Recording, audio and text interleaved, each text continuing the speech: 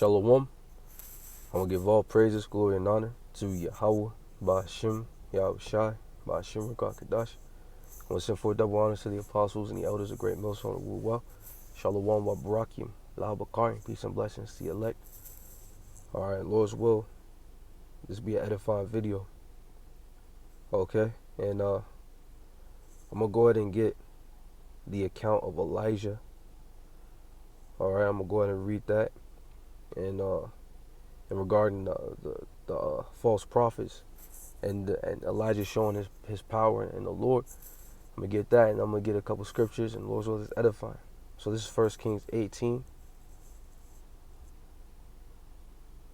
I'm going to start verse 22. It says, Then said Elijah unto the people, I, even I only remain a prophet of Yahweh, but Baal's prophets are 450 men. All right, so it's just one prophet of the Lord, Elijah. All right, verse 450 false prophets of Satan, man, or Baal, okay, which is an idol, which doesn't exist, man, because there's only one true living God, and that's Yahweh Ba'ashim Yahushai, man, the Heavenly Father Yahweh.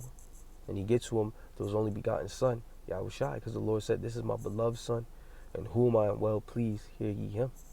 And Yahushai said, No man could get to the Father but by me. All right, so that's why we say Yahweh Ba'ashim Yahushai.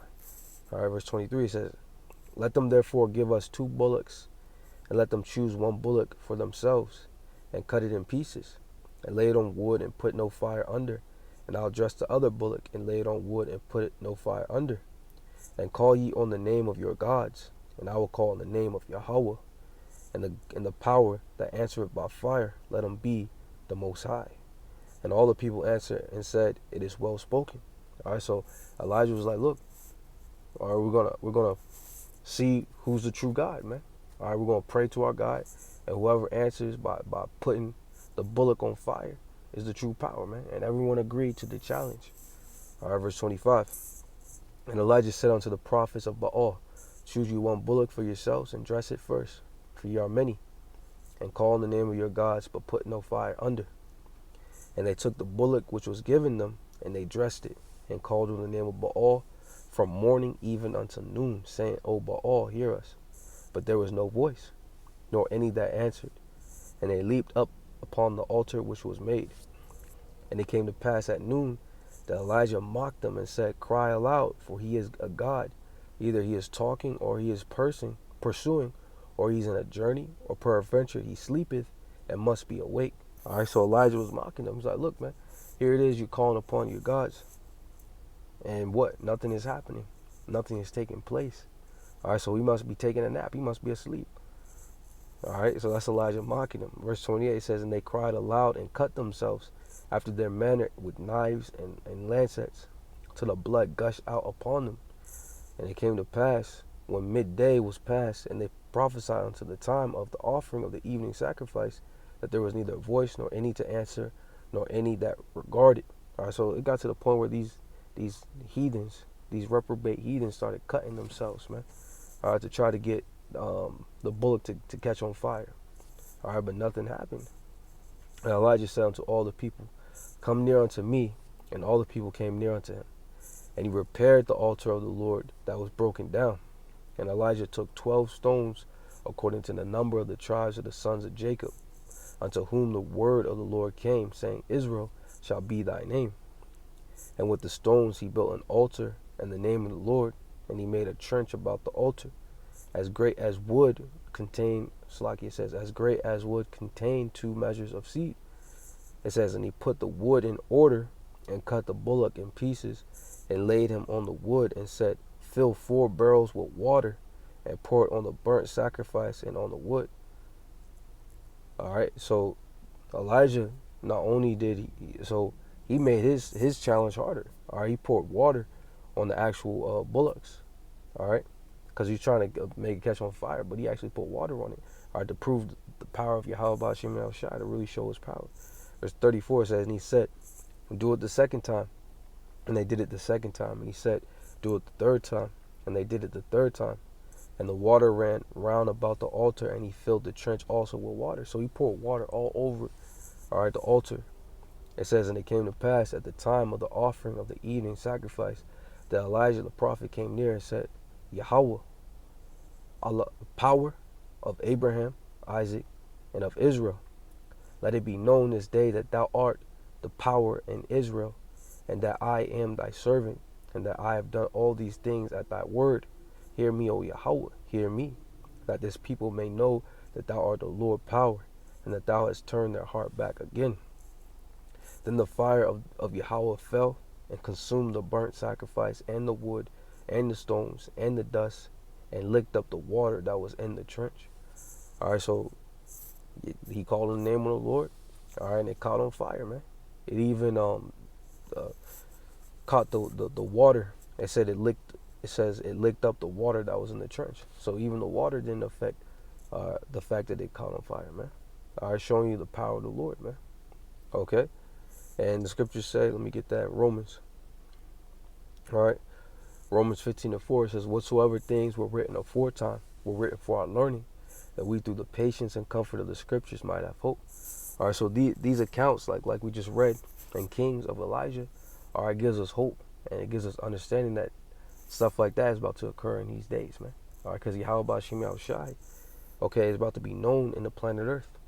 All right, that's why he's coming to destroy America. All right, to get a name in the earth, man. This is 2 Ezra chapter 9, verse, I'll start from the top. It says, he answered me then and said, measure thou the time diligently in itself, and when thou seest part of the signs past which I have told thee before, then shalt thou understand that is the very same time wherein the highest will begin to visit the world which he made. All right, so the Lord is about to visit the world, man. All right, and the whole world is going to see him and know him, all right, and know that he is the power of earth, all right, and they're going to bow down to him, okay? All right, the whole world, when Yahushua comes back, they're going to see him, okay, and everybody's going to bow down and confess that this is the true power of heaven and earth, man. It's Philippians chapter 2 and verse, I'm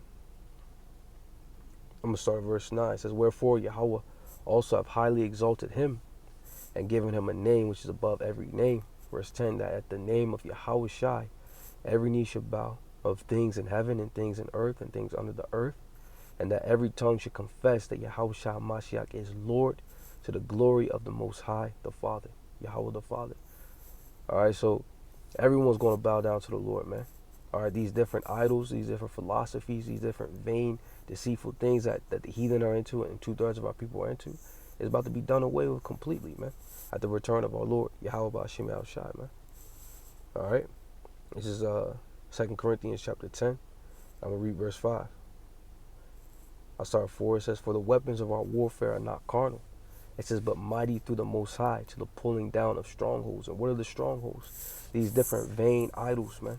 All right, these different vain philosophies. Because, all right, back then they were calling on those gods, those fake idols. Okay, but the different philosophies come from these different idols, man. All right, it goes back to these false gods. Verse 5, it says, casting down imaginations and every high thing that exalted itself against the knowledge of the Most High, and bringing into captivity every thought to the obedience of Yahushua, man. All right, we're coming in the time of the obedience of Yahushua, man. Everybody's going to know that this is the truth, man, and it won't be denied. All right, let me get this in Jeremiah. This is Jeremiah chapter 51 and verse 17.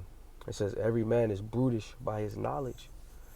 Okay, every founder is confounded by the graven image, for his molten image is falsehood, and there is no breath in them, man. All right, these different idols, all right, especially in the ancient world, they actually used to erect idols and make graven images, man. Okay, now it's more just like the philosophies and the mentality of the people, man. All right, but at the end of the day, it's all falsehood.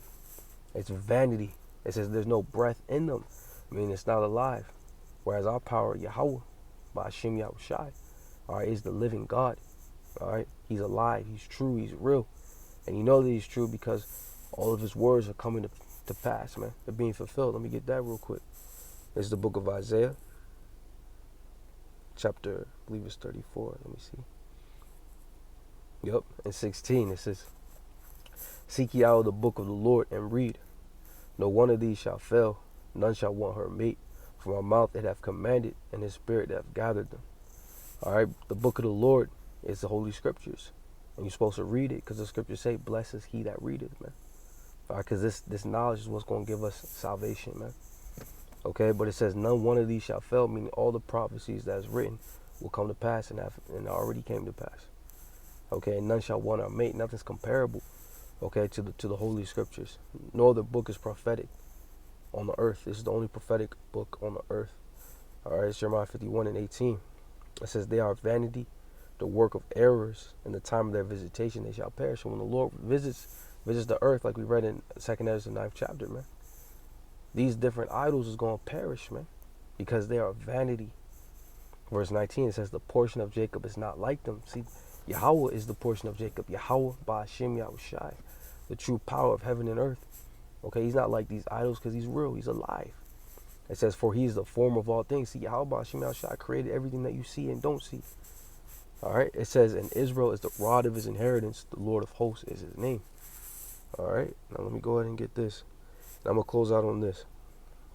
This is 2nd Ezra chapter 6 and verse 27. It says, for evil shall be put out and deceit shall be quenched. And we're watching that.